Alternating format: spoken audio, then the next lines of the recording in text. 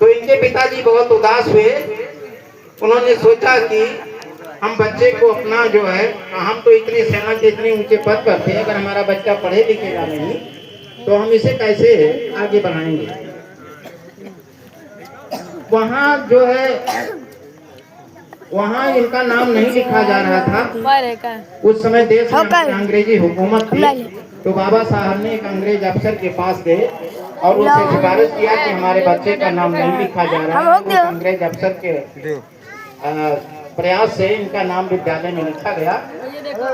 बहुत और नाम लिखा गया तो बड़ी कठिन परिस्थितियों में उसके पास अध्यापक ने शर्त रखी कि विद्यालय बाबा साहब जो है घर से काट बट्टी लेकर के आएंगे, और अगर इनको प्यास लगेगा तो ये घड़े का मटका या नल नहीं छुएंगे। इनको जब प्यास लगेगी तो ये किसी बच्चे से कहेंगे या चपरासी से कहेंगे, वो पानी पिलाएगा तो पिलाएगा।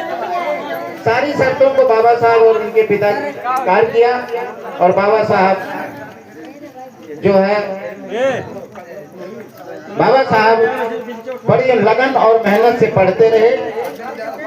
एक बार इन्होंने पिताजी से कहा कि मैं विद्यालय में नहीं जाऊंगा पढ़ने, हमारे साथ बड़ा भेदभाव होता है। तो इनके पिताजी ने समझाया, उसी भेदभाव को समाप्त करने के लिए तो मैं पढ़ा रहा हूँ। साथियों, उसी भेदभाव को तो समाप्त करने के लिए, उसी चीज को मिटाने के लिए तो मैं पढ़ा रहा हूँ। तो मैं ऐसी परिस्थितियों में बाबा साहब बहुत कठिन मेहनत से पढ़े और मैट्रिक की परीक्षा इन्होंने पास किया।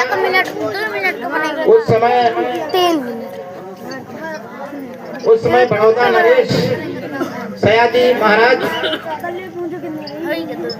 जो है, उन्होंने जो शूद्र समाज के ही थे, उनके राजा थे, अंग्रेजी हुकूमत थी लेकिन रियासत में उनकी आज़ादी थी।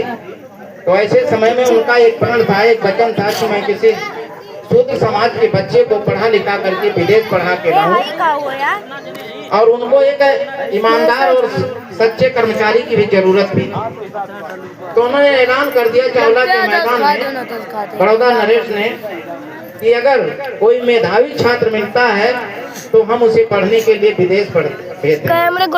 और बहुत खोजबीन के बाद उनके मंत्रियों ने बाबा साहब को खोज करके और महाराजा बड़ौदा के पास ले गए।